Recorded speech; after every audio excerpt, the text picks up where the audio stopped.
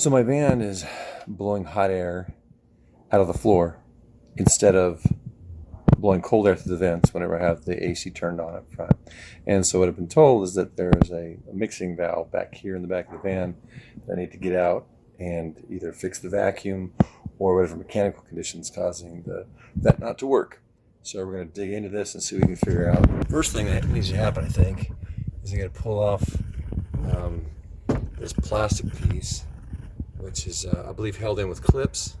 But of course, I got to start with unbolting this guy, and I've got Torx here, which fits it, and it is a T50 star Torx bit. I think pop this a little bit loose. I should be able to get this piece out. Got to take these little guys out around the seat belts. Once I get that plastic piece out, I get the seat belt out, get this plastic piece out here, I should be able to get this piece off. This whole panel here has to come off to access the blower and flapper unit in there.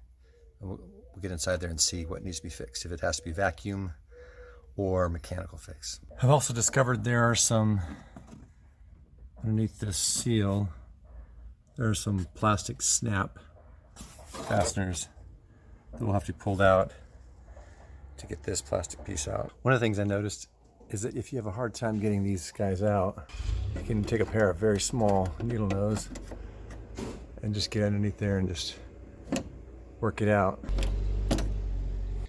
When you're pulling out the bottom piece here, there'll be snaps on the inside. There'll be one on the back and one on the bottom. It's going to be near the motor.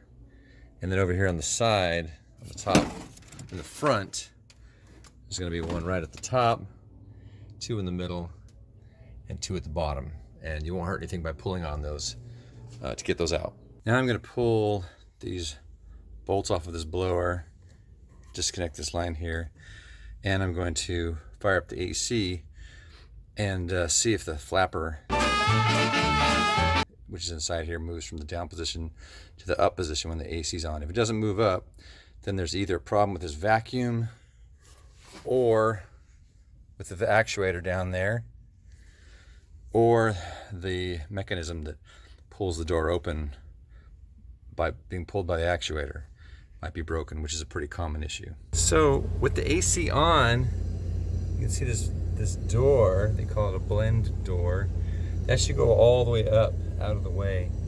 It's only opened about an inch, which means there's either a problem with the actuator itself leaking, or the vacuum is not making it back here.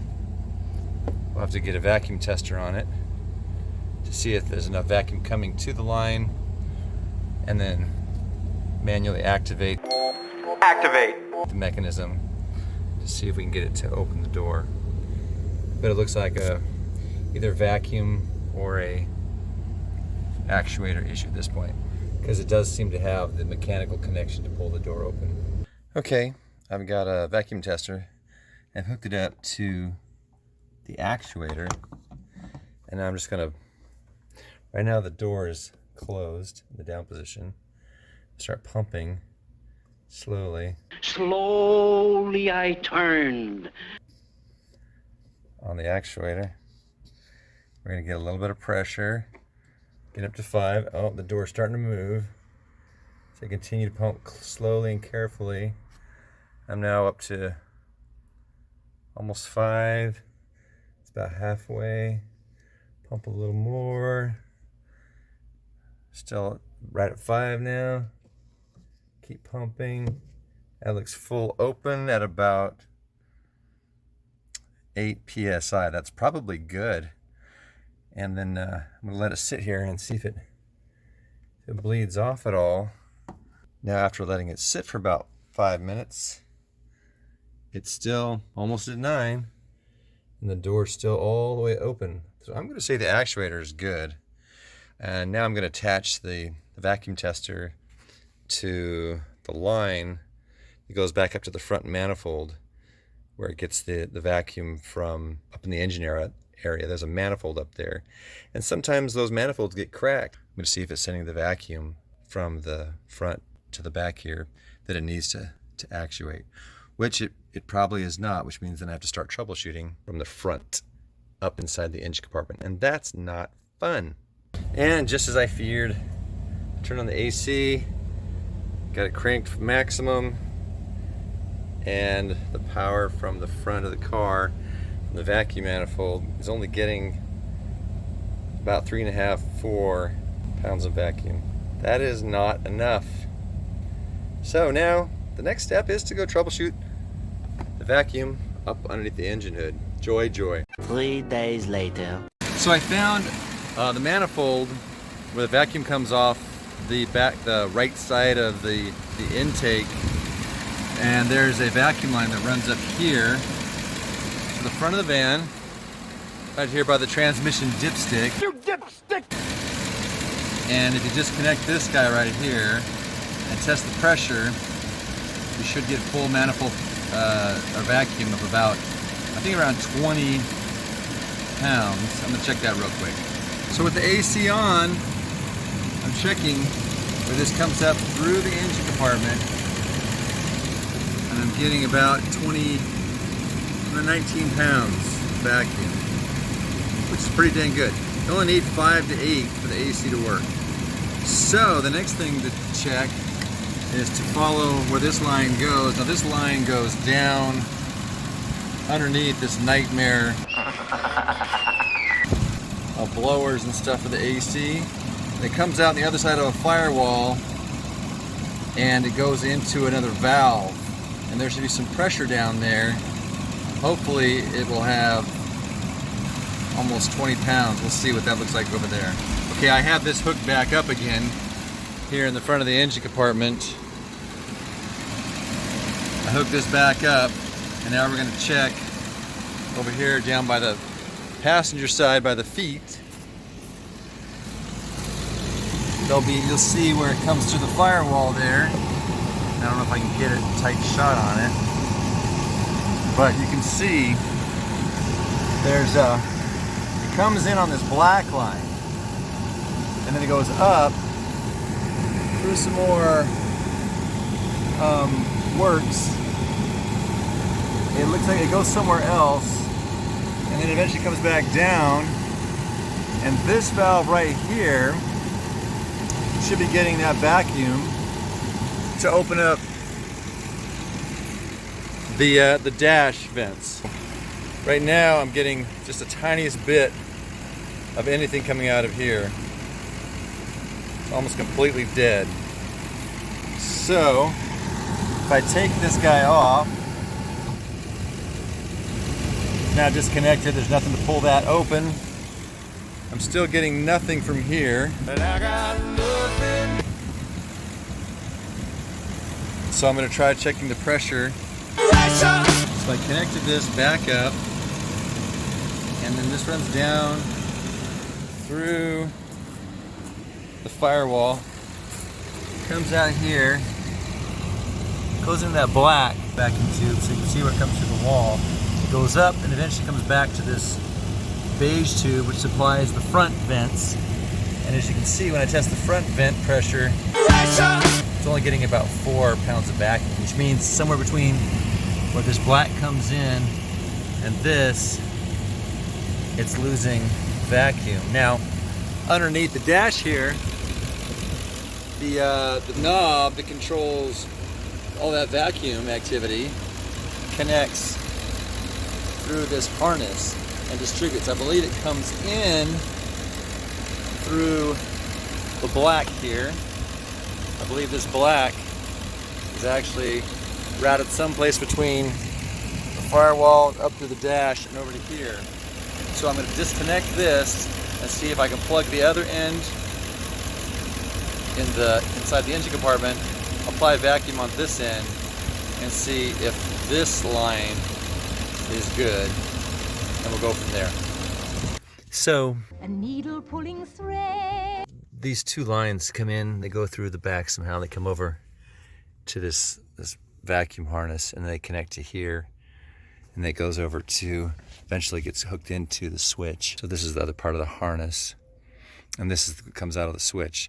So I plugged off the blue both here and here, and this is where it goes to the back. It's got another line that actually goes to the back. So I plugged it off here, plugged it off here, plugged all these off one at a time, and pressure tested on the other end of this cable. So between here and here, there's no vacuum loss. So all of these are good. Check this to the back, and it held vacuum and opened the valve and kept it open. So that's also good. So the line from the front all the way to the back is good. So that's holding. All of these are holding over to here. The only thing I haven't been able to test is from here up over this blower assembly and down into here yet. I tested from here over that, through here, into the engine compartment, and I got a failure. So I need to make a shorter check from the engine compartment to this plug and see what I get from there. So I made an executive decision. I cut that black line and I tested it. So coming through the firewall, it's at 4. So the part coming through the wall, I'm just gonna have to bypass it. Okay, the problem is solved. I bypassed, went straight from the engine block, the engine, to the little black line that would be coming through the firewall. And so what finally happened was I got in here and I cut this line that came through the firewall because I couldn't find any of these connectors up here into the dash. They're all hooked in a series. None of them had the black supply line with any vacuum. So I chopped that thing and I connected temporarily for testing directly to the engine manifold. The original manifold connector, the red that comes out of the intake, and I connected that up directly to the vacuum supply that disappears.